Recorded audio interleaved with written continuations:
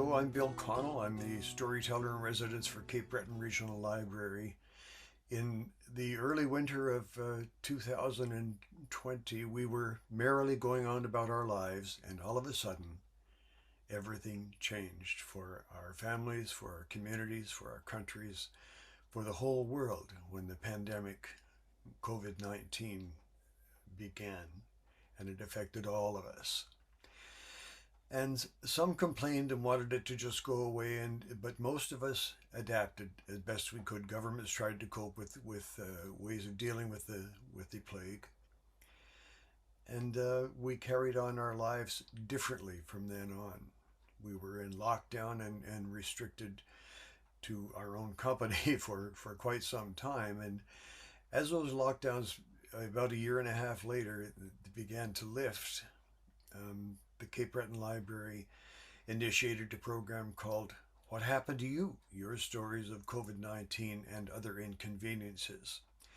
And we did this program live in Cape North, Nova Scotia, and in Sydney, North Sydney, New Waterford, Bedeque, Glace Bay, and recorded some of those. And then the restrictions became more stringent again, and we had to again resort to Zoom. So we did another session called COVID Stories on Zoom and recorded that. And what you're looking at now is a collection of these stories from your friends and your neighbors of how they met and faced COVID-19. And you may recognize some of the faces. You will certainly recognize some of the stories because they're your stories too.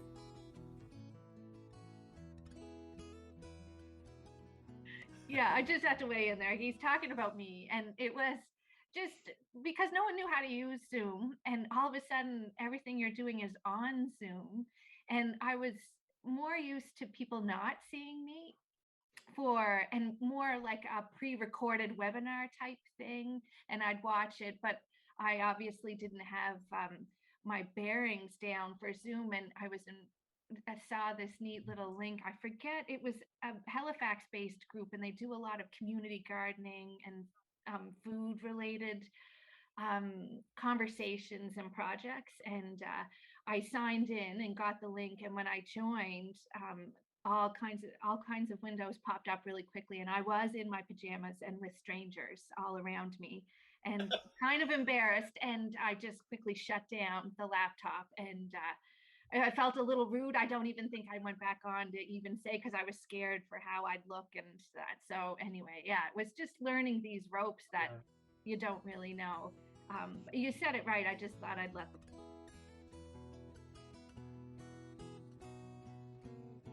them. I was just thinking, I'm sure everyone has their Zoom stories, and that was making me think of I'm in a lot of meetings kind of constantly, and medical leadership is still very male dominated. So typically the meetings are very much male physicians. Public health is quite female dominated, but I'm just thinking of one particular meeting, those meetings where you didn't turn off your camera. I didn't have myself on mute, and I had a huge fight with my child. Like, we were yelling at each other. And then you come back to the meeting and there's just silence. I don't know how many of these men have, if they're worrying about childcare in the background. I'm assuming probably many, if not all, are not. And we had to kind of collect ourselves and just, again, no one said anything. Yeah. No one commented because they also probably felt like they. I'm the provincial rep for Storytellers of Canada, Congress du Canada. And yep. I don't tell stories very often. Bill managed to get me to tell a few one night, but I tend to be a listener. And then I try to write a few words and send them off to Storytellers of Canada so they know what's going on in our province. So I appreciate being in the know when there actually are some stories being shared. COVID has really put a damper on people getting together to actually share, especially here in the Halifax area. And the ironic part is most of the people who belong to my storytelling circle here in Halifax live in Dartmouth. And we have to figure out how to cross the bridge if there's a challenge with the bridges to get to a meeting. We were meeting at a historic house in on South Street in Halifax and at the Wright House. And with COVID, everything closed down. And it was just before World Storytelling Day. And we had a big event planned. But as it turned out, somebody knew about Zoom and very quickly, within 2 weeks, was training us on how to use Zoom. And we actually had our World Storytelling Day event on Zoom. So it was really a very quick turnaround just after COVID started. We have a national conference that got canceled very quickly. They're hoping they can meet in Vancouver next spring, but it's the same place we were supposed to meet when COVID started, and then last year. And so we haven't had a national conference, but we've been online, and the conferences have been held online. And actually, every second week, I'm in Montreal at a story swap, and we've been swapping stories around the world there. So there's an awful lot more storytelling, the oral storytelling being shared as a result of COVID. So fantastic.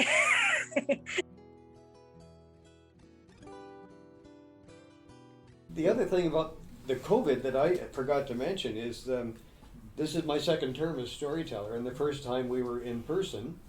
But the last time we did an in-person event was on Valentine's Day in 2019. Was it 19? Yeah. Angus MacLeod and I at the Gaelic College. And so what do you do when you don't have an audience? So we put together a program called New Moon Stories, and we did it online. We did it once a month at the New Moon, and I would host it. We had 2 guest storytellers, and we developed a real community of people who showed up every month, and you know, it's just like you do in Cape Breton and in any other community. Mm-hmm. If you can't do this, by God, we'll do that. Yeah. And it's been a really good thing for us, and we're going to have to do it again. Yeah, you're right. It's it's not something you want to lose, because some of those people are far away. They wouldn't make it here even if we did an in-person. When you were mentioning Cabot Trail. See?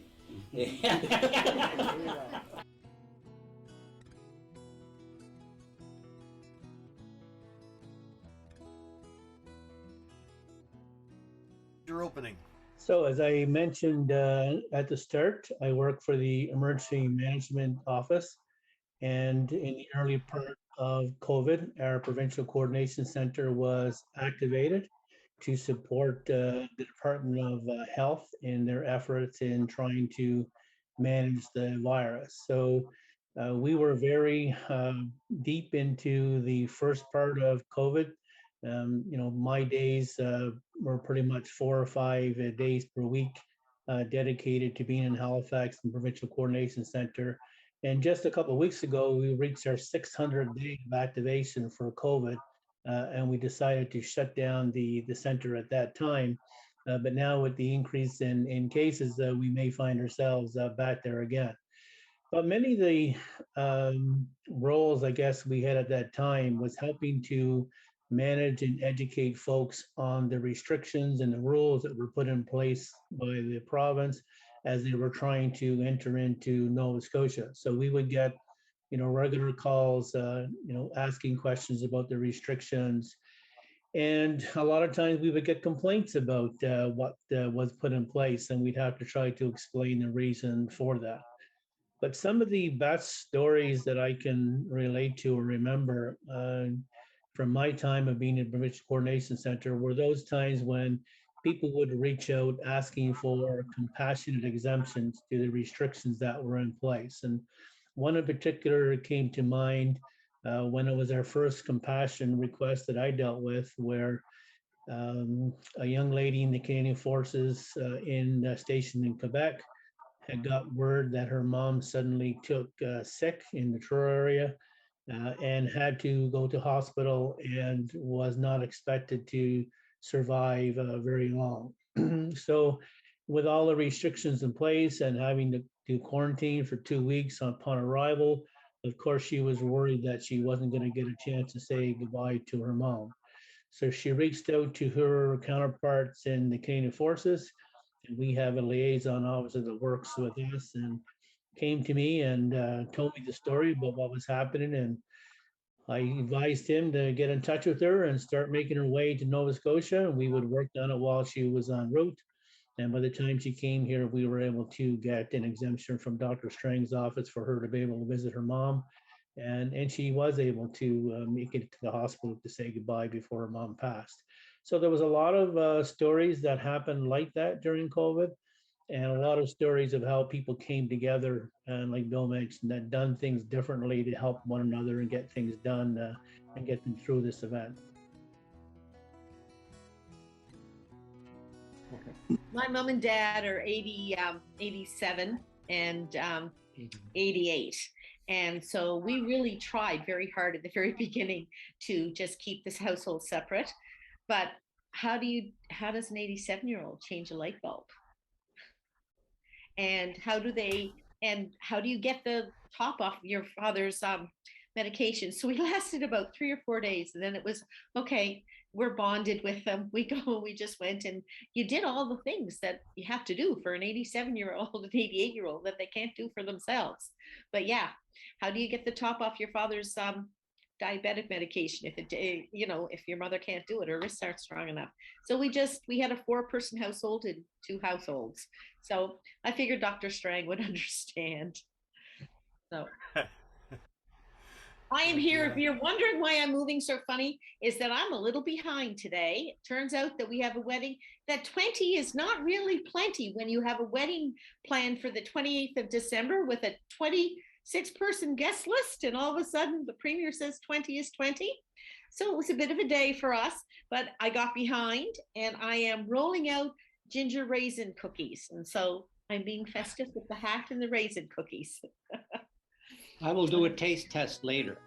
He'll let you know.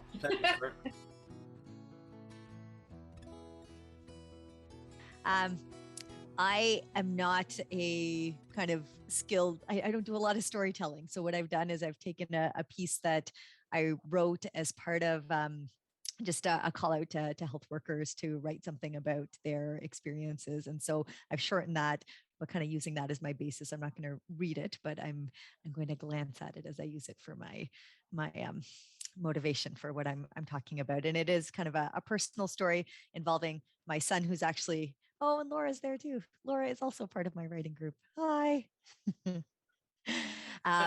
Who's actually gone to get a COVID test now because he was at a Raptors game last week, which now has an alert on it. So I feel like we're also like living as everyone is in the moment of COVID.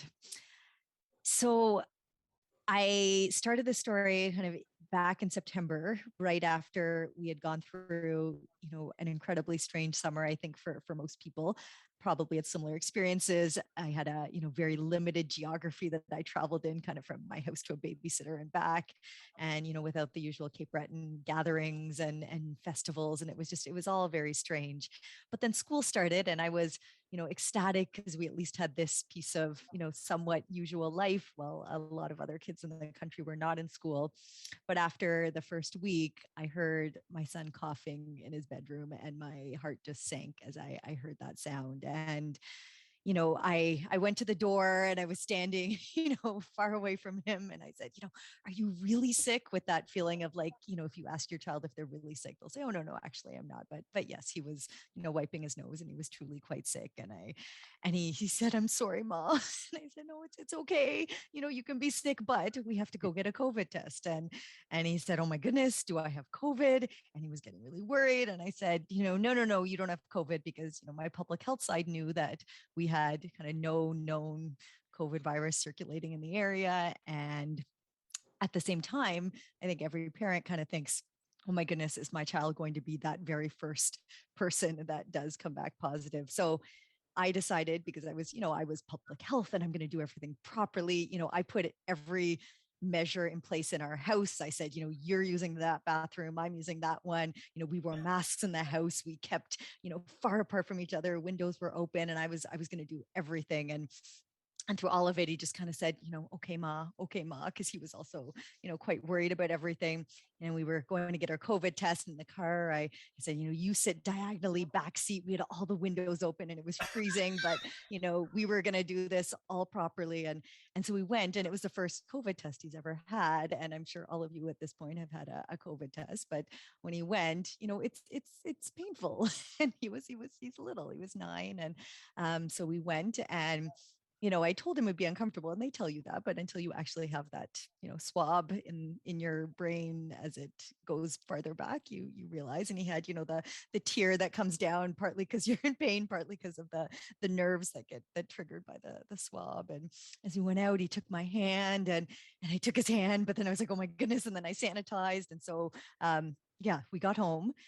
And in the midst of all of that, I was also a medical officer of health. And our system in Newfoundland Labrador is, we've had a relatively smaller amount of cases. So every person who's positive, the result also gets sent to the local medical officer of health. So I get an email for anyone who's positive in my area. So you come to kind of dread and anticipate your email, especially in the mornings, because the lab's going 24/7, and overnight there's probably going to be a whole lot of tests that come in. So each morning I'd kind of think, check my email, don't check, and then you check. And then there was a time right around then we started getting a lot of people positive in my area, and we kind of got 10, and then 20, and then 40. And although, again, compared to the rest of the country, it was still small, but I think all of us know in Atlantic provinces, like these are big numbers for us. And it was really significant. And you don't want to be the medical officer of health who messes things up, like the one who gets things wrong, the one who gets like all the, anger and criticism. And so I was really worried. And, our team was working really hard. Another piece of this is public health is incredibly under-resourced, and public health across the country is strained. And, the nurses I work with were all strained, and they're the ones who are usually the interface, telling someone they're positive, hearing their story, and stories like someone who transmitted the infection to their elderly parent and are really upset, or a child who gets, especially we found in smaller towns, someone who's positive, a child who comes to school, and then everyone knows it's that child, and they get ostracized because they're the kid who brought COVID to school. And so they have to deal with a lot of kind of emotional labor, and it was really hard for them. And so, this was all going on in my professional life, and dealing with this, and COVID kind of taking over. Normally public health is not just infectious diseases, but it was very much in this, last 2 years, it has been kind of my world. And then I come back to my house. And so I have an office upstairs, and my son was downstairs, and he was still sick kind of through all of this. And so I heard him call from downstairs, and I heard the ma. And I came out, and I could look over the railing, and he was on the couch, and he told me, I'm still feeling really sick. My throat hurts. And we didn't have his COVID test back yet. We were waiting on that. And I was trying to, I was busy. I was trying to do my work. And I said, why don't you just write in your journal, talk about how you feel? And he said, okay, ma, I'll go do that. And so he did that. And later that night, he was going to bed, and we weren't doing any nighttime snuggles, and he just got himself ready, and he went to bed. And later I came downstairs, and I did what mothers sometimes do, which they shouldn't, which they open their child's journal, and they read their journal. And I read what he had wrote, and this is word for word, but he wrote, I am sick. I hate being sick. I can't do anything. And the worst part is I can't even hug Ma. And I read that, and it kind of broke my heart. And I ran upstairs, and he was curled up. He tends to sleep on one side of the bed, and he keeps his stuffed animal on the others. And he's very into Percy Jackson. So he's named them all after gods and goddesses. So he has them all like Artemis and Athena and Poseidon and Zeus, like all beside him. And I just kind of got into bed beside him, and I put my cheek on his back, and he kind of woke up, and he said, Mom, what are you doing? I'm sick. And And I just said, I know. And he just kind of fell asleep, and he was negative in the end. But yeah, that was my collision of personal and work coming together when you're a parent and working in public.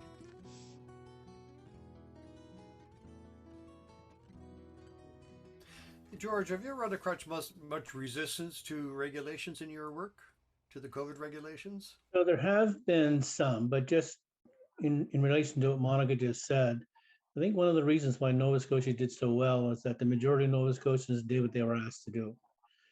We've seen that across, from one end of the province to the other. We did feel a lot of questions, a lot of complaints from folks who weren't happy with the way things were done. Some who wanted the border closed, some who wanted the border open, some were, complaining about the restrictions. But I think one of the advantages that Nova Scotia had was the fact that we were one of the last provinces to be affected by COVID, and we were really watching what was happening, starting in BC and as it moved across the country, to be able to put some things in place because we had the advantage of that knowledge of what was coming. But I really believe that even though there was a lot of complaints, the reason why we've been so successful is because the majority of people just did what they were asked to do, and that's typical of the way of life here. That people understood the need. They had a lot of faith in Dr. Strang, which you've seen that all the time. The support that was given specifically to him, and people just complied for the most part. Hmm. Well, I think that's the nature of our communities here.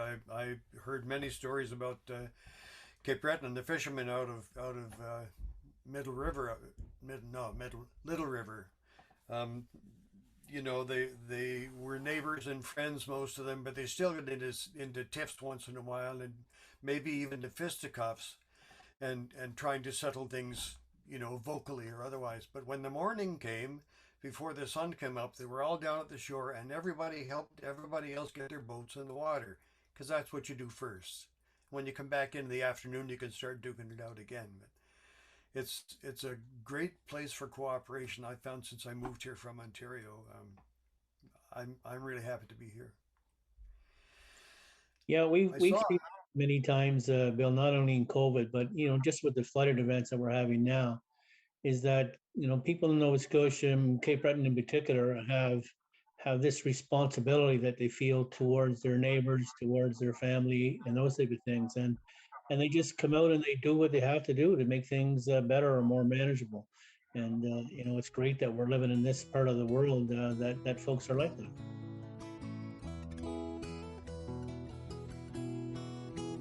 There were a lot of adjustments, and one of the biggest adjustments for our family was that my brothers and I have a mother who's in a nursing home, and here in Cape Breton, she's at the Harbour Stone, and on her floor, there were several people that got COVID the first month of the pandemic, and one of those ladies died. And for the next 3 months, she was not allowed to leave her room. They actually had plastic screens in front of each of the people's rooms. 3 months. And so we couldn't visit her. So things opened up in July, where we could then have outdoor visits for 15 minutes. And unfortunately, the way the building is built, where my mother would have to sit and all the other elderly people was in the face of the wind. So you would have this elderly person, and then the rest of us would be 6 feet away. And unfortunately, during that time, one of my brothers was diagnosed with cancer and succumbed to it within a month. But we were still not allowed to visit indoors. And my oldest brother called the institution and to alert them, because the surviving brothers wanted to go and tell her collectively.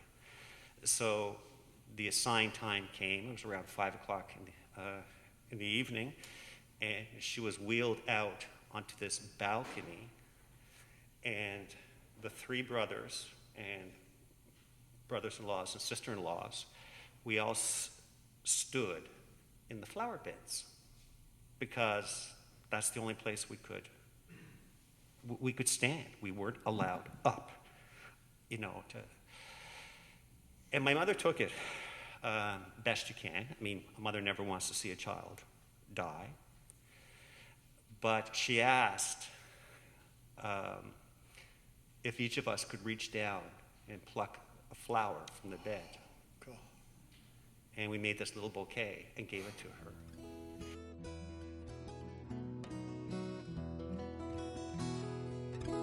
A follow-up with what you said about being a folk musician and Ontario and so on.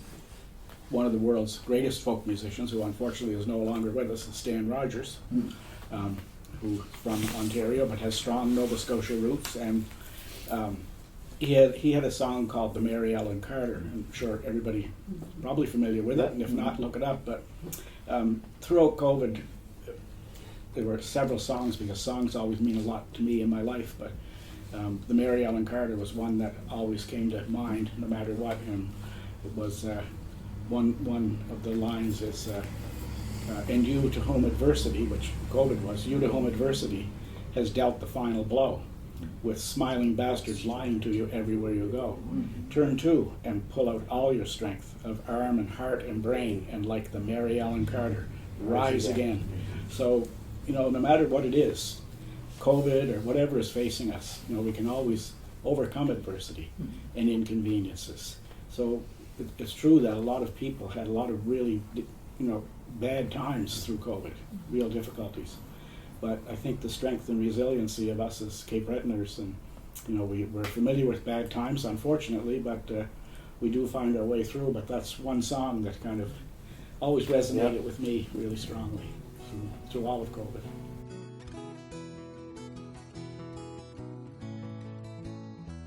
It was me that mentioned it, because at the hat, if you don't have your mask on, if they catch you without your mask on, okay, it's an $11,000 fine for a business, all right, and they could close the theater down.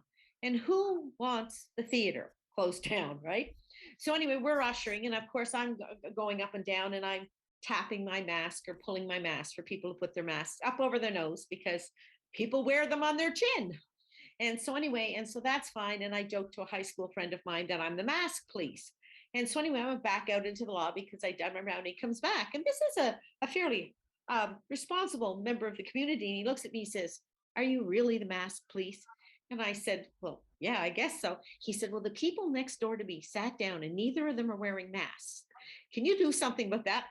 I said, "I'm on it." So down I go, and I look at them, and I smile at them, and I say, "Got to put your mask on." And they look at me like I am the mother of 4, 3 boys and a very high-spirited girl. I'm really good at giving orders. And I looked at them, I looked at them and I said, "Your mask?" I said, "It's an $11,000 fine and they can shut us down." And the two of them looked with these great big eyes and they put their masks up. So anyway, but I go down and I go up and down the aisles and I I tug on my mask and I glare. I'm the mask police. So our provincial coordination center, as I mentioned, was shut down for COVID. So we're not getting some of those direct calls. But I can tell you this has sparked a new interest on social media of people who are, complaining again about some of the restrictions. And the only sympathy I have for that is that if we all had done what we were supposed to do when we were asked, we wouldn't be in this position today. We would have been past this. So it's unfortunately we have to, be patient and wait for the changes to come again. But the reason why we're in this boat is because some people chose not to follow some of the restrictions that were in place.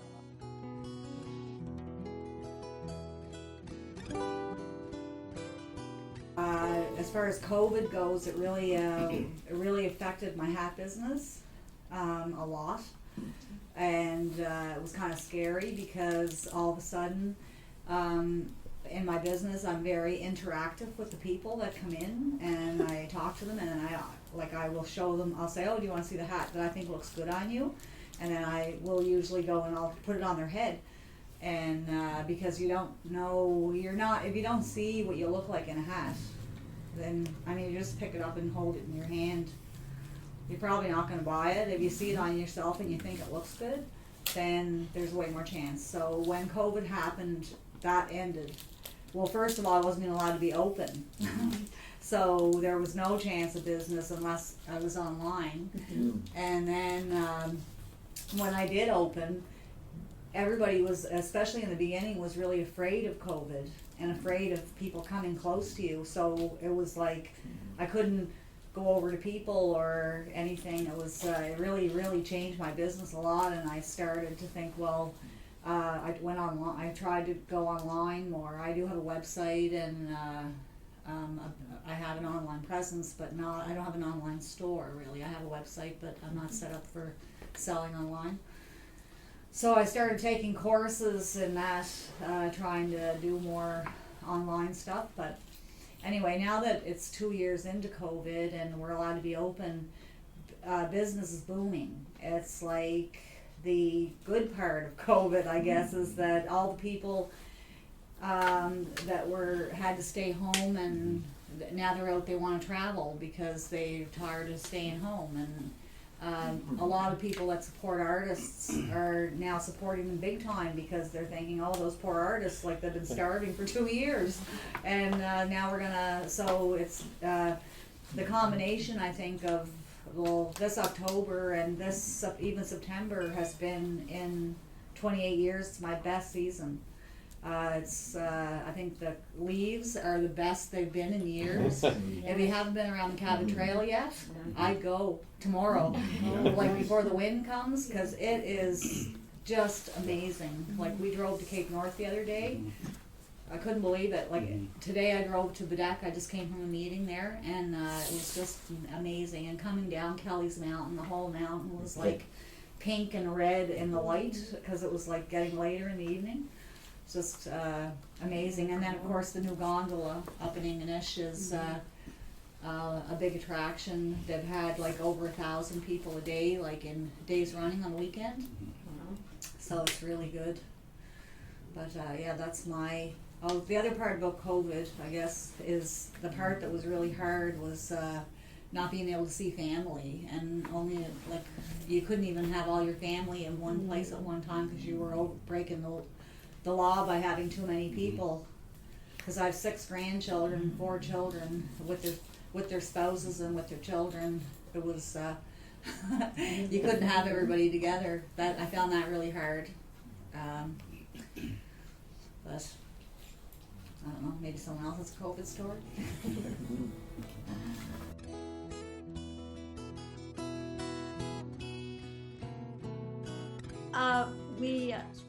We were trying to visit a bunch of friends in Port Hope last Friday, not this one, week before last, and drop off little trinkets and gifts and cards and things to everybody. Kind of went door to door with our neighbors from back there. And it was amazing how it varied between people who were willing to throw their arms around me and Rob and, be all warm and so happy and grateful to see each other and hug and be close, and other people who would only meet us in their garage if they were sitting on the steps by their house door and we stood by the garage door all masked.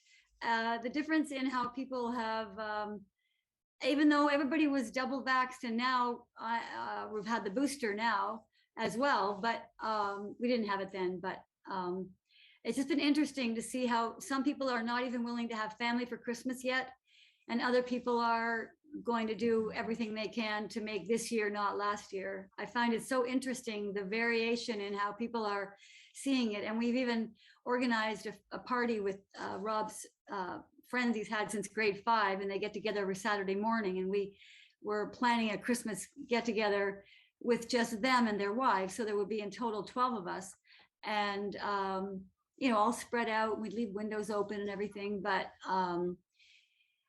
a few of them are saying they're still too nervous. So we're not sure if we're going to bother if everybody can't come. But yeah, so it hasn't affected Christmas, because I was so sure last year that this year would be like a mass celebration and we'd have mask burning parties and, have I'll start those bonfires myself.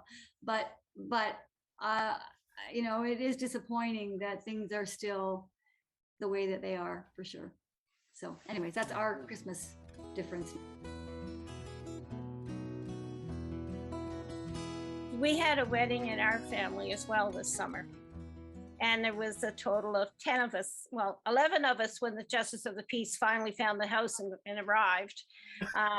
But our daughter and her boyfriend have been living together for quite a while, and he doesn't like crowds. And COVID has been fantastic for him. It means he doesn't have to see people if he doesn't feel like it. But they decided they were going to get married. They were hoping to have the celebration in my backyard this summer and have the whole families arrive. But with COVID around and people not traveling, especially coming from Alberta and New Brunswick and other places, we decided we would not try to hold a big event and then have everything get canceled on us.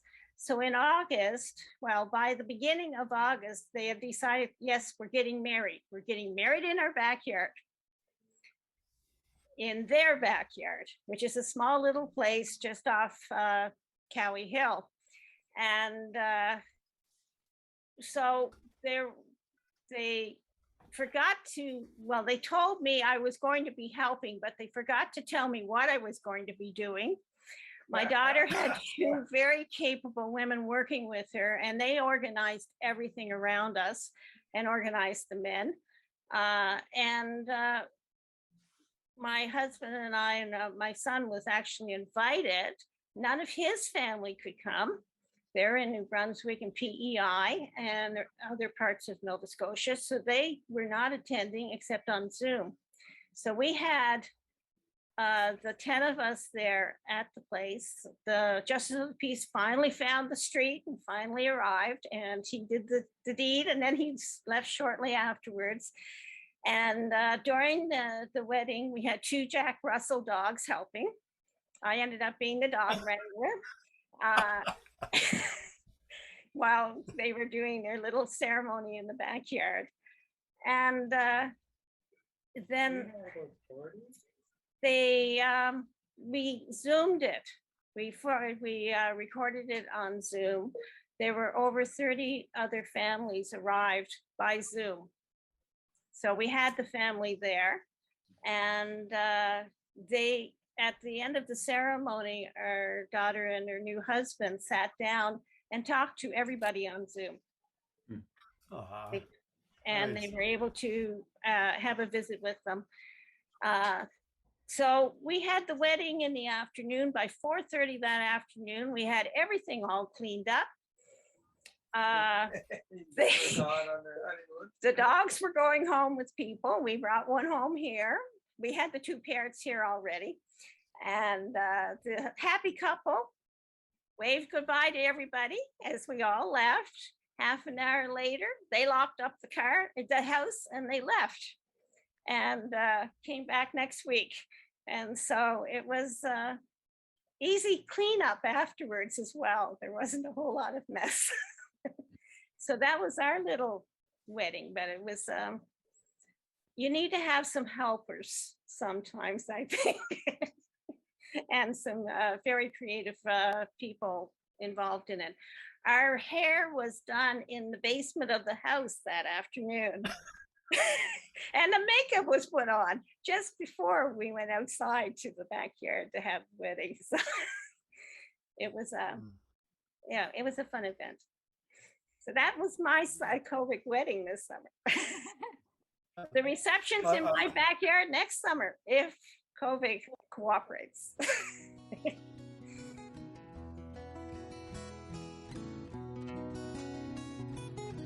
I guess my experiences are like a lot of other people in Cape Breton, and we have to say that we got off pretty easy in Cape Breton because compared to people elsewhere. And I remember one time in the middle of the pandemic, we were talking with my sister-in-law in Quebec, and we just made her a little remark, and she said, "You have no idea what it's like." And it struck us that, yeah, we don't have any idea really what it's like to be in a severe lockdown like they were in at that time in Quebec. So we got off pretty easy, even though things were stopped. But just to talk about resilience, last year, my eldest daughter, who lives in Quebec, had planned to get married in May. And in Quebec, you're allowed to ask anybody, any adult, to be the célébrant at the wedding. It doesn't have to be a minister or a priest or a civic official or a lawyer. And all you do is apply and talk on the phone. You're interviewed on the phone by someone from the Quebec government who explains to you that this is a solemn occasion and there are these forms that you have to fill in and do this properly. I said, okay, so I was approved. The only thing is, I thought, okay, I'm going to be celebrating the wedding of my daughter and her partner, and I have to say something, and what am I going to say? I don't want it to be just corny sounding, you know. And I really had no inspiration. I really didn't know what I was going to say. So that was going to happen in May. Didn't happen, of course. They put off the wedding, and they decided to be sure that it went ahead to put it off to May of this year. And then, of course, there was second wave, third wave happens. Didn't happen in May. They put it off until August of this year, and it did happen in August. So we all headed off to Wakefield, Quebec, and where I was in charge of saying some words during the wedding ceremony. And then I knew exactly what to say. Because I talked about how my daughter and her partner, who only met when they were well into their 30s and had needed a lot of patience to get through a lot of ordeals until they met the right person and were able to organize to get their life planned together and right up to the point where they were getting ready to get married. And then they needed not only patience, but they needed resilience because, as I said, there's the second wave came, third wave, the marriage is put off, the marriage is put off again. And it's a bit like in the fairy tales where the hero and heroine go through all kinds of ordeals and often trials and tribulations, and at the end they're victorious and they live happily ever after.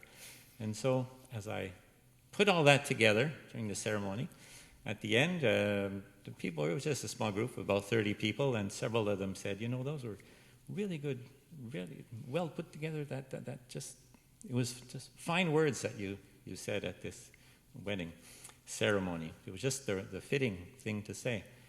But if it had gone ahead as planned, I don't know what I would have said exactly. So I can thank the pandemic for giving me the inspiration to know exactly what to say on my daughter's wedding.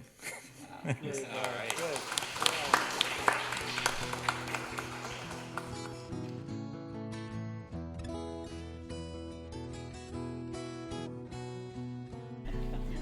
I was in Sydney and for the first set of the COVID ones, and I got a big kick out of it.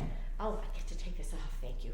I got a big kick out of it because everybody always talks about the isolation that you experienced during COVID. Mm-hmm. And to me, it was just the opposite, because all of a sudden I'm spending all day, every day, with one person. And so there's the isolation, then there was also so much togetherness. And so, yeah, it's so anyway, so of course things changed. So, and you had to learn to do this. So he's looking at me like, you be careful what you say. It's never worked before, Art. It's not going to work now. Anyway, so what happened is Art took up. He hadn't been painting, and we know he hadn't been painting for 27 years because he put his paints away when our third boy was about 3, and he didn't pick them up again, and we know how long it was because when he put the paints and the brushes away, he put it in the day's newspaper. So when he opened it up here, it was 27 years since he had been painting, and so he started doing some acrylics, and so we called it his isolation art. And so he's pretty good. I was impressed. The other thing we decided to do was that we'd start walking, because you could. Well, I also started cooking. I like to cook.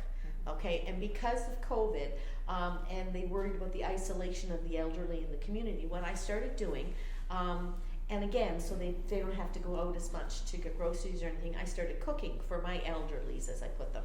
My parents were 86 and 87, and I had 2 elderly aunts, one in her 90s and another in her early 80s. And so I started cooking for them. And I mean, I was cooking, like there was pork tenderloin and cream sauce with the potatoes and tortilla soup and everything. And then, of course, there's the urge of expanding. So we started to walk. We're walkers anyway. We've done a couple of long-term hikes and things like that. So it was wonderful when we walked. We put that April, the 1st April, we put I know I have a Fitbit, 250 kilometers we walked in the month of April. And so we saw everything all over town. Who knew there was a Jewish cemetery in Glace Bay? Like we do, because we went everywhere. We were from the one end to the other, and we did everything. And what was really neat during COVID is that we used to walk in the evenings anyway, but people spent, if it was a beautiful day, you were outside, they were on the deck, and oh look, there's somebody to talk to. So you'd walk by and somebody be on the deck, and they go, nice day, isn't it? So you'd stop, and people you haven't, like but you haven't talked to in years sometimes, or some people you didn't know at all, but they find somebody in common. So sometimes you'd be there for half an hour talking to people you didn't know, and they were just so grateful not to be talking to the same person all the time. But sometimes it gets to, in COVID, I was cooking a lot, and God love him, he cleaned up behind me, but that came to the COVID moment. And that's what I call it in a relationship. Like, I was cooking fancy, and this one day I was making baked potato soup. Okay, and he's behind me and he's helping to clean up and everything. Now, part of the idea with baked potato soup is that you take the potato out of the shell, and then you take the peelings, you chop up half the peelings, and you put them in the soup. Hence, baked potato soup. So anyhow, I've got it all right. I've got all my baked potato peelings chopped up, and I turned around to get them only to see him sliding them into the compost. And that's when the togetherness kind of got me. That was one of the COVID moments. So anyway, we never argue. We have robust discussions, and it was fairly robust. So the other COVID moment, so things, we went out Myra, and we moved to Myra in the summertime. We have a cottage in Myra, and the year before, what had happened was I had been in Halifax, and you can tell I talk to everybody. These people know. Anyway, what had happened, I'd been in this charcuterie, and this woman was telling me about the dinner that she was making, and I asked what the courses were, and she said she was going to have lemon pie from her own lemons for dessert. And I thought, where do you live? Like, you have a lemon tree. And she proceeded to show me her cottage, and that she was growing lemon trees in her cottage. So I went home and I Googled how to do lemon trees. I thought if she could do it in Chester, I could do it in Cape Breton. So sure enough, I Googled it, and I went through you have to peel them, and you have to put them in this and that. And I ended up with 10 lemon trees. Oh, right. And they take a long time to germinate, because I'd already planted radishes in the pot when the lemon tree came up. So anyway, I've had these 10 lemon trees, and I left them out at the cottage. And anyway, and it turns out they survive at 10 degrees with lots of sunshine. So we're heading into the second summer. They're all like this. They're beautiful. They're green and everything. And we go out to check the cottage once a week. So there I am, and then I've got these beautiful lemon trees. Well, we're out at the cottage about a month, and my lemon trees are not looking good. They're really not looking good. And anyway, so one of my girlfriends came out, and anyway, I was saying about the lemon trees, and of course, you know what she had done during COVID? She had taken up gardening. So she had a beautiful garden and everything. And one of the things was, so she had an app that you can take a picture of whatever it was and tell you what was wrong. Anyway, so she took a picture of my lemon tree. It was being watered too much. And I said, I don't understand. I only water it once a week. And Art comes up so cheerful behind me and says, I've been watering it every night. That was the second COVID moment. But I get such a kick of it because, of course, I'm cooking for my elderlies. And my mother is an absolutely sweet person, but she's very independent. And she thought it was lovely that I was cooking for the others. And, you know, to humor me, she would. So whenever I brought the food in, she would, you know, thank you very much. And that was it. The other women were much more like, oh, I got food. So anyway, toward the end of it, on that, I had, anyway, she always thanked me when I came in, and she was very nice about it, but that was it. So anyway, at the very end of COVID, just before we were moving out to the cottage, it was the end of May, things were starting to lighting up. Art, devoted son-in-law that he is, got frozen burgers, okay? And he went out on the barbecue and he cooked the frozen burger in a toasted bun and he ran it up to her place. Well, about 40 minutes we get this call. My goodness, those burgers were delicious, Art. That was just, oh my God, that was so thoughtful. You think it, and I really enjoyed it. And meanwhile, I'm in the kitchen going. So anyway, so that was my third COVID. But anyway, so, but it's just, it's interesting, the stories that, you know, people learn, you know, and I'm sure we're a lot stronger and closer, even though I could have killed him at least 3 times. So, but anyway, so stories of resilience, I guess.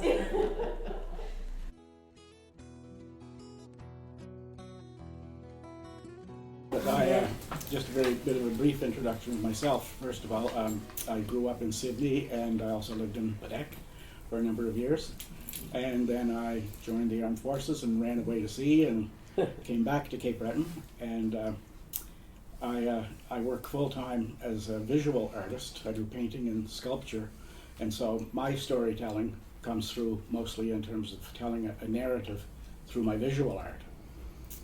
But in the process of that, I try to tell a story in writing as well, sometimes to accompany the visual art, but sometimes just for myself in terms of taking notes and so on.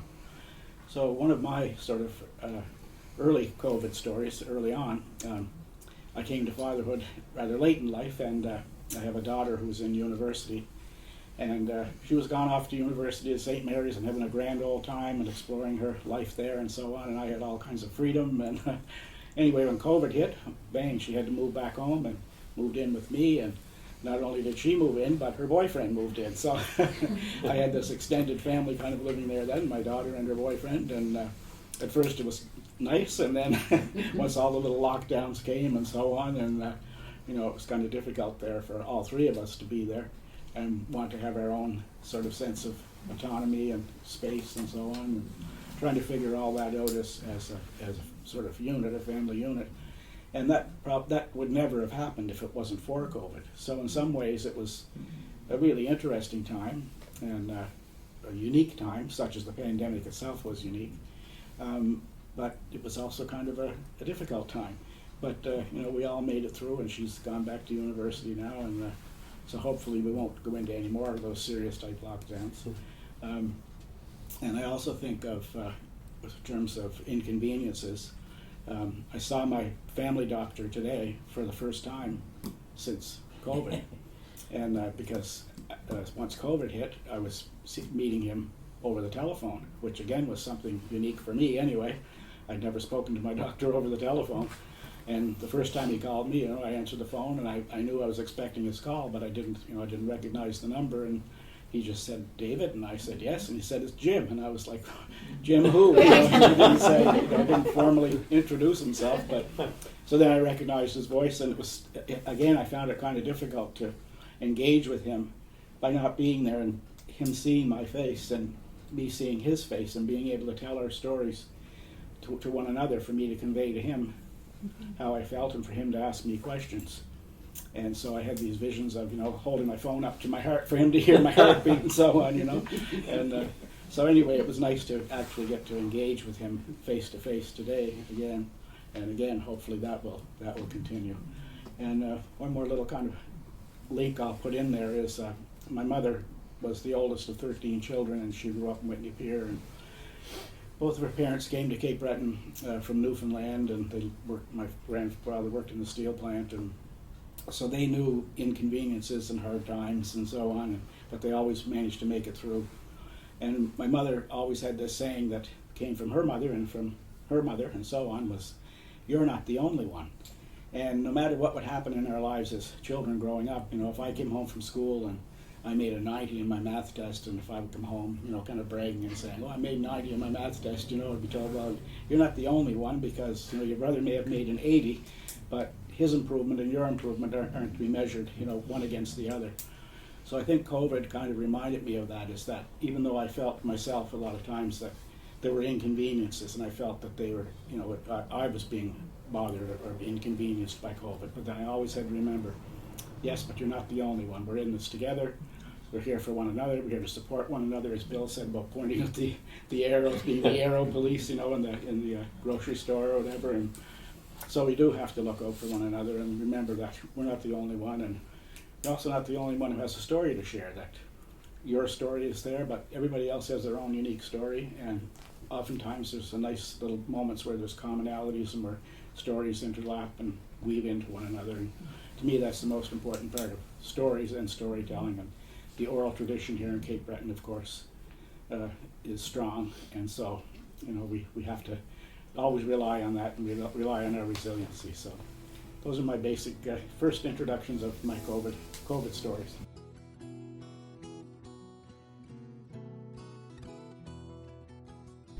Libraries, public libraries, are meant for public. They're meant for people to come in and talk and gather and share and chat and sign up books. And when COVID first hit, our board, the library board, said, you know, we don't know what's going on. It's necessary. I think everybody needs to stay home for a bit, and we had that time. We worked from home, did some webinars, did some research, just to feel like we were still doing something. So then we returned 12 weeks later, and only staff were there. The buildings were closed, and it gave us time to figure out what are we going to do, like how are we going to serve the public still, because that's our job. So we had time to formulate a plan, and then it wasn't until July, almost maybe mid-July now. It's funny how things, you know, you forget, but we opened up and just did curbside. So if you wanted to get your books, your audio books, your DVDs, just get out of the house for 5 minutes and come see somebody else. We offered that. And then, you know, we got to the point where buildings are open, POV is happening, and we're starting programs. As Bill said, you know, it's been a long time for us to be able to meet in person. So we're grateful for that. But it is amazing still how many folks are a little bit reticent to come inside. And we just want people to know that we're following protocols. For example, to be at a program like this tonight, you do have to show your proof of double vaccination to be here. But if you just need to come in and use a computer, public access computer, or you just want to come and get some materials or resources for you and your family, you can come in and do those things. So we actually were able to get a little bit of funding from the province, Communities, Culture and Heritage. And the stream of money is actually called Culture Innovation Audience Engagement, because the province recognizes that people still are worried. They're just a little nervous to gather in big groups in public. So we're very pleased that people came tonight, and as Bill said, this is, you know, our fifth one. And we do have one at New Waterford Library next Wednesday in the afternoon. But it is amazing. So many people want to connect again, but they're afraid to in a lot of ways. So we're just trying to encourage folks to come back and you know, partake any way that they can. And you know, your libraries are public libraries. They're for people to be inside. So.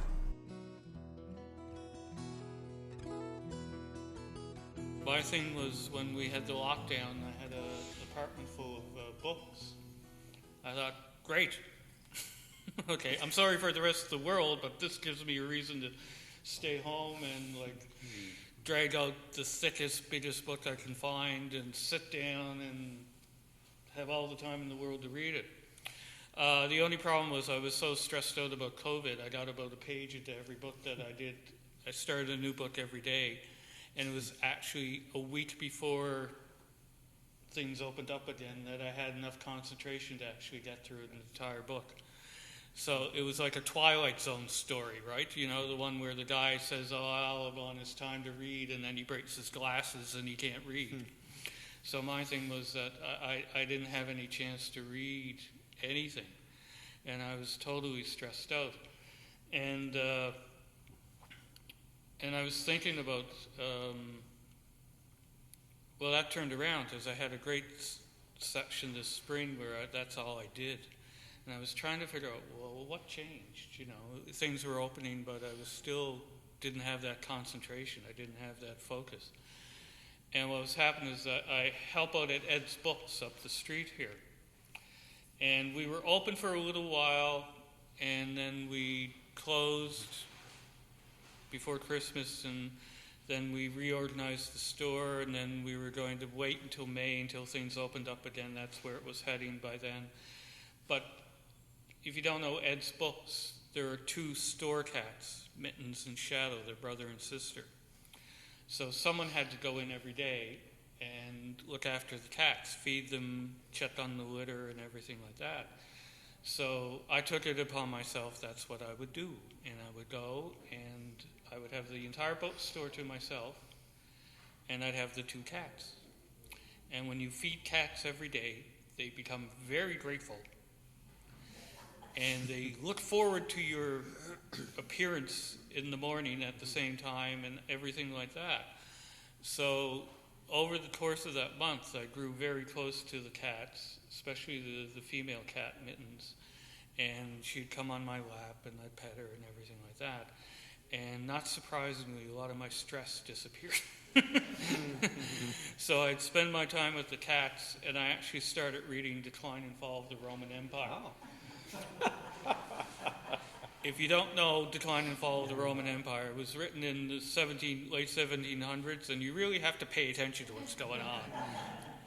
And I found I was able to do that, and it kind of, when I went back over my journal and I saw about me trying to read and trying to do all that, I realized even though the journal was it was more reportage than anything else, it was still, like everybody else in the world, a very stressful time. Even if you weren't chronicling it, you felt it, and it affected behavior and everything that you did.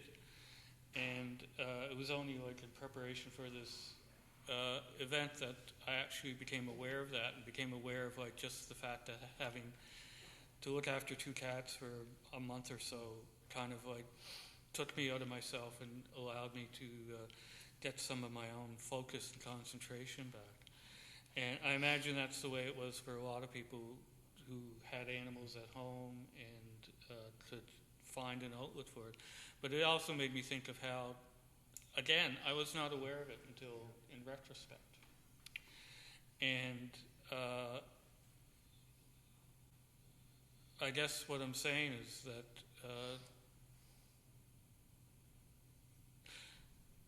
I'll draw on something. I don't mean to do this in relation to what you were saying about your mom, but my mom passed away many years ago. And a few years after my mom had passed, I was sitting in my living room watching like Oprah or something, and I felt a literal weight lift from my shoulders. And it was kind of that mixture of grief and relief you feel when you realize that you don't have to worry about someone, that they're at peace.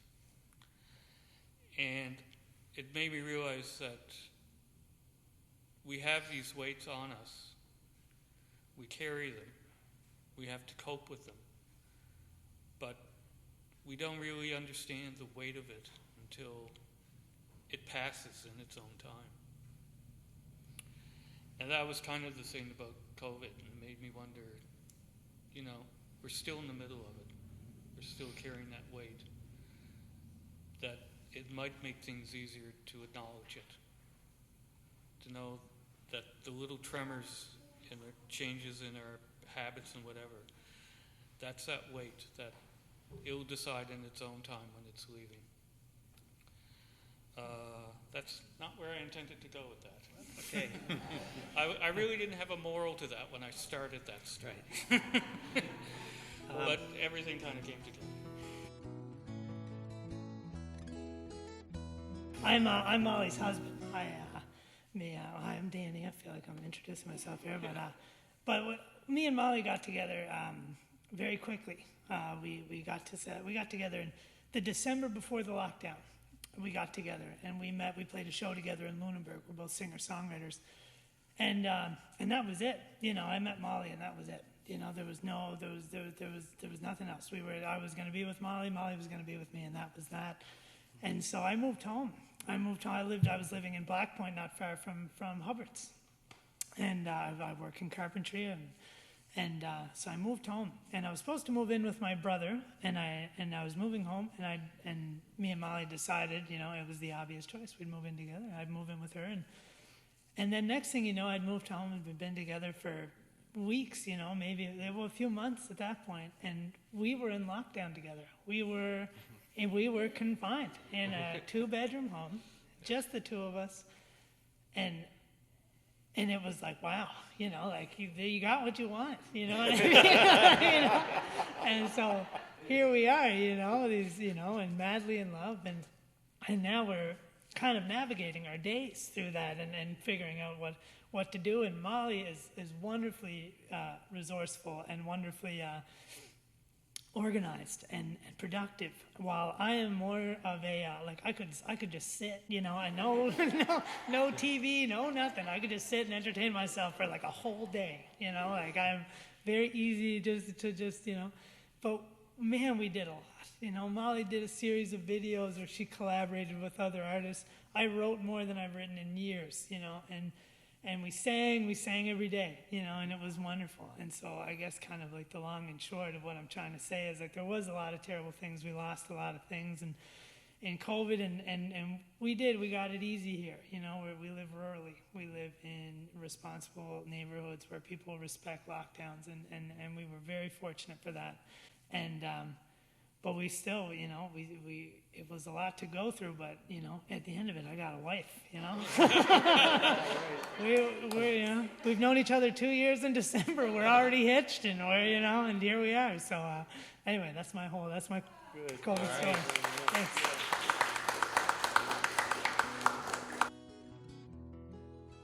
I would tell a story because it's sort of to do with family.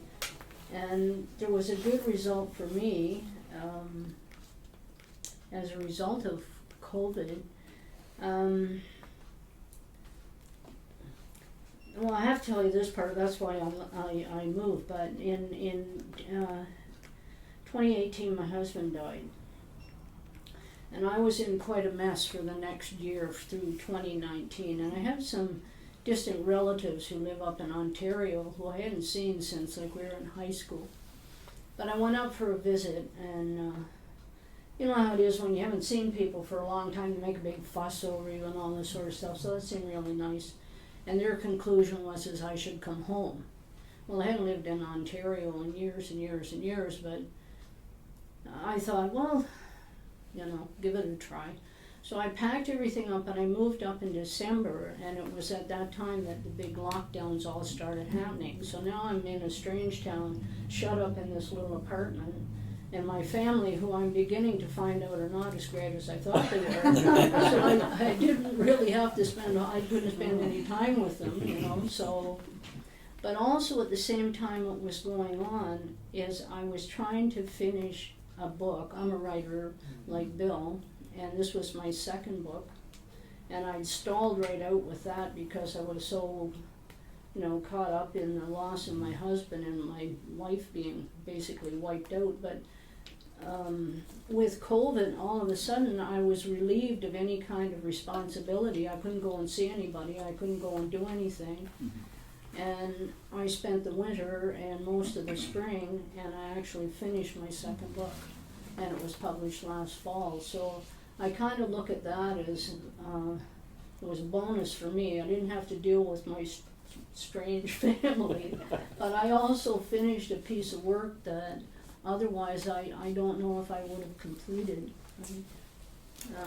The COVID has just interfered in our lives in the strangest of ways, you know, and the people that we come in contact with or we can't come in contact with, it's very, very, very difficult, like you say, Barbara. So, you know, but for me, it worked out, right? I'm happy with the results.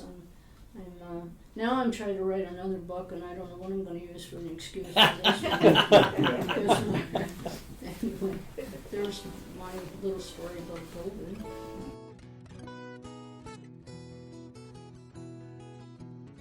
But I can tell you a story I thought was funny too. One of the times when I was home from being in Halifax, we made the decision that I would do the shopping because at that time they asked one person to go and do the shopping. I'm the cook in our house, so it stands to reason I should be the one that goes and do the shopping. So they started the seniors hour at Cape Breton or at Glace Bay Superstore. So I said, okay, I'm going to Halifax this afternoon, but I'll run over first thing in the morning and I'll get some groceries and bring them back. So I go over there during seniors hour and I'm popping around the aisles and everything else, and all of a sudden this gentleman stops me in my tracks and says, "What are you doing? This is seniors hour. You're going too fast. You're supposed to be stopping slow." And I have my mask and everything else on. I'm trying to explain to him, well, I'm at the seniors age too. But he didn't. He just thought I was in there bustling around. But it was comical at the time, and I got accosted for being too fast in the grocery stores.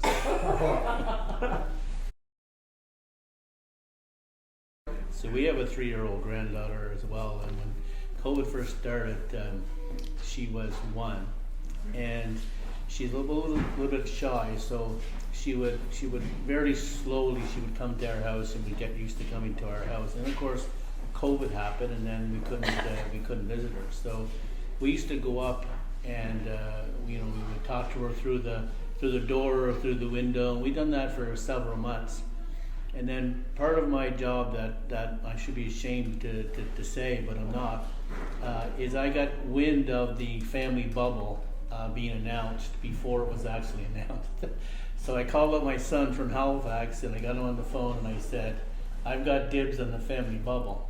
He said, "What do you mean?" I said, "Well, they're going to announce this afternoon that 2 families can come together and we are the second family before the other grandparents could get a chance to do that." So we did, and we were able to bring her back and get to see her again, so which was a great part of, and now she's inseparable with us now. We can't do without her now.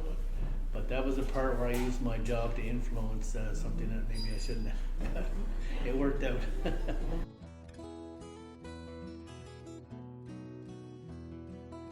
Well, I was just going to say, I don't have a wedding story to share, but during the first wave of COVID, one of my coworkers turned 60, and we didn't know how we were going to celebrate. I feel like her birthday is June, so we were sort of coming out of lockdown, but our library wasn't open. We were still offering curbside. So someone had the great idea, we do a little bit of a car parade in front of her house, and she lives in Whitney Pier. And people decorated their cars. It was really quite a neat idea. They got their cars all decorated. And I was trying to think of what I was going to do. And I put tin cans on ropes on the back of my car, the way you would do in a just married car. And I threw it out the back of my car and drove up her street in this little parade.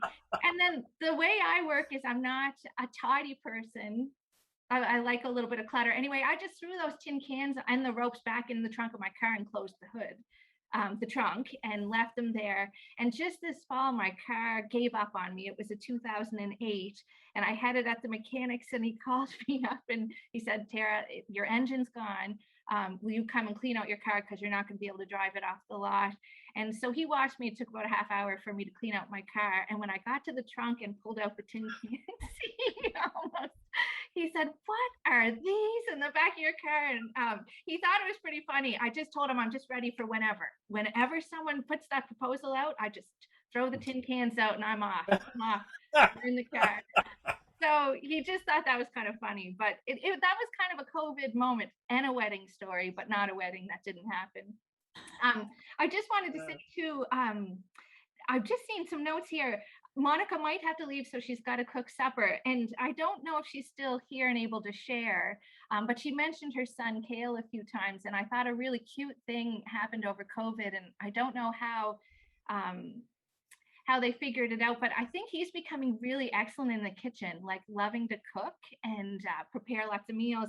And he got really good at pizza, and he was making so much pizza that she couldn't keep up. They couldn't eat it as a family. So she was even putting some Facebook posts up. I think she put some Facebook posts. We got a pizza for sale. I'll take it to your house, and she would deliver it. If she's here and wants to weigh in, I thought that was really cute. And it maybe only happened once or twice, but it was like a little pizza pop-up shop from their house, just because he was getting so good and she couldn't eat any more pizza.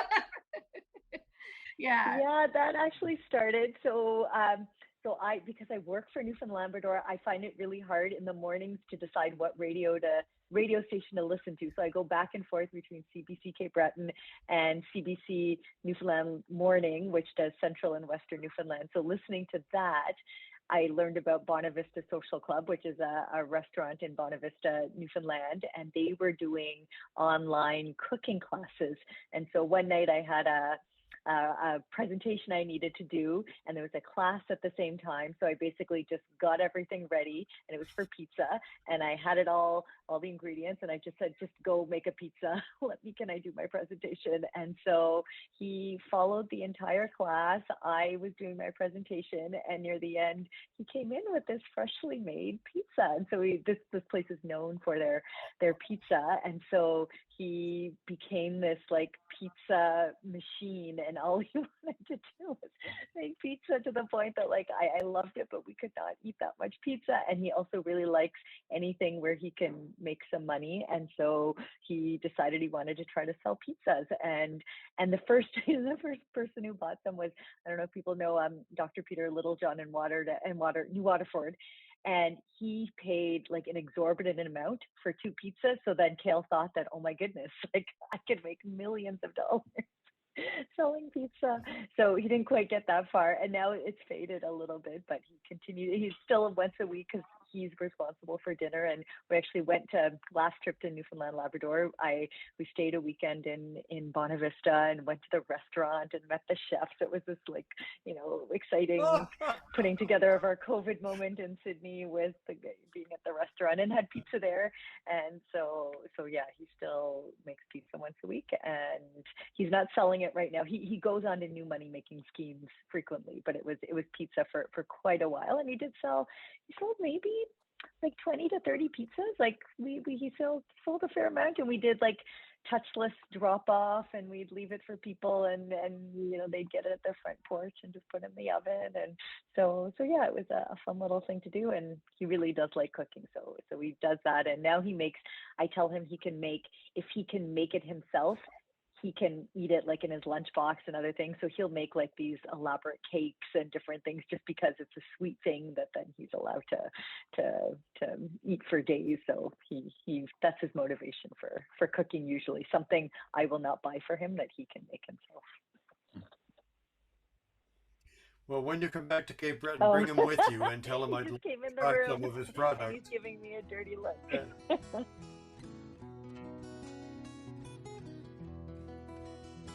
This is my actual journal of when I started, when the lockdown started pretty well, and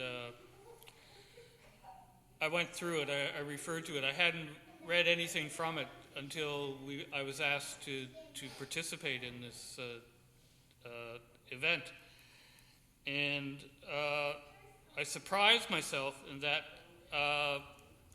a lot of what I wrote about was just leaving the house to go get supplies and what I saw and what I found. And I made some notes about stuff about what was actually happening to me at the time. But one of the things I'll start off with is things that disappeared. And the biggest thing were people. And there were, you know, I live in a residential neighborhood in Sydney, the South End, and people disappeared from the street. But what happened was, in proportion to the number of people that disappeared, who weren't going for walks, who weren't going to work, animals came back. So when I would go out to get some supplies, and I'd walk down Brooklyn Street, there was a certain yard that backed onto the Washbrook, and a flock of ducks appeared. And they would see me and they would waddle towards me, figuring that I had food. And eventually I would bring some bread or something with me so that I wouldn't be overcome by ducks. The other thing was raccoons. I woke up one night and there were raccoons on my fire escape. I'm on the 3rd floor of a building, having rather angry, amorous relations, to the point where one of them was flung across my fire escape and bounced off the window of my bedroom. Goodness. And then I saw a fox in the middle of the day on Townsend Street across from the Steel City Tavern. Never expected to ever see that. So the animals came back. And in proportion, when things started to open again, the animals went away. So my flock of ducks, when they nested this spring, went somewhere else, and I never got to see the ducklings. And I haven't seen the fox, and if the raccoon couple are still together, they must be in therapy because they never showed up on my fire escape. And people came back, and now where the ducks used to be are 3 neighborhood cats just chilling out every day where the ducks used to be. Another thing that disappeared was, Tara mentioned me writing for the Post, live theater. So that's all I wrote about. So when the lockdown happened, not only did the live theater go away, but I had nothing to report. So I kind of miss that. I kind of miss writing about live theater and promoting that. Weird things started to disappear. Now, I did have a section in my journal about toilet paper. Don't say this with any cynicism, but my family did not succumb to the vast hoarding of toilet paper. However, I am a diabetic, so I take insulin every night. Alcohol swabs I used to sterilize where I was going to inject my insulin in disappeared. And when I questioned them at the pharmacy, people were buying them as sterilizing pads. Now, to understand this, they're about the size of a postage stamp. And they disappeared entirely, to the effect that myself and other people who had to inject drugs regularly had nothing else. And someone very helpfully at one of the pharmacies said soap and water do fine, but part of the thing about the sterilizing pad is that they numb where you inject, so you don't feel the prick as much. A weird thing that disappeared, well, one thing is, this is Cape Breton. So you could buy every variety of canned beans except molasses, which when I discovered that, it made perfect sense, because we're old school in Cape Breton. The one thing that really surprised me because I thought I was eating out of cans for months, like a lot of people who live alone, was canned meat stews. Believe it or not, they disappeared for over a year. Wow. Okay? And when they came back, they used to be like $2-3 a can. They were at $5 a can. Wow. These were my observations. I have no idea what they mean. It's just that we went through so many changes, and the interesting thing was when I read through, and I wrote during the early days of the lockdown, is that something that was available on Tuesday disappeared on Wednesday, like sit-down service in a restaurant. It happened overnight.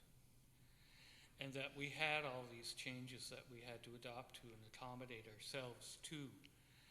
And I find it very odd that people still think that there's some sort of plan that is applicable to the future. But everything I read kind of prepared me for that. There is no plan. There was no plan. There is no plan now. There's no plan now. We have protocols. We have all kinds of things going on, but there is no plan. And we keep expecting there to be a plan, that someone's going to give us a plan, and it's going to get us through to the end. And that doesn't happen. I mean, I help out at a bookstore, and we planned to do something. And a week later, we closed down. Okay? And that's been the biggest thing, is that things have disappeared. Sometimes they come back. Sometimes they don't. And it's almost accidental how things come back into our lives now. I mean, we have the government giving us stuff and taking away stuff at the same time. And it's a weird thing to go through, where it comes down to like going to Sobeys and not being able to find a canned beet stew, you know?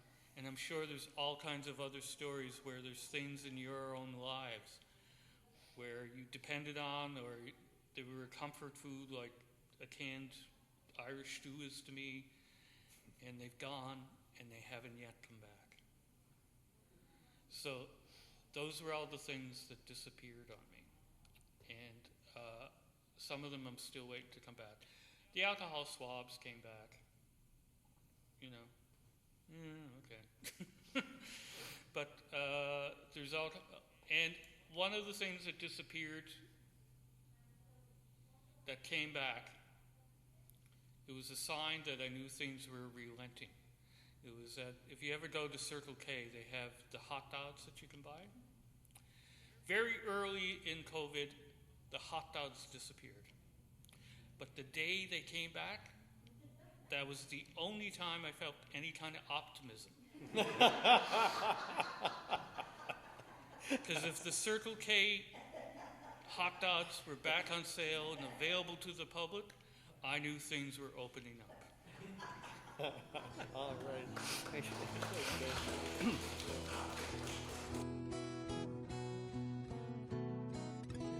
I was just, we're talking to our daughter in Toronto, and I think we forget, because we have such an insular community and we have friends and back and forth. She was telling me about her, and she's coming home next week. And so therefore it was a little bit dicey, because on Saturday she was at a party with all her girlfriends.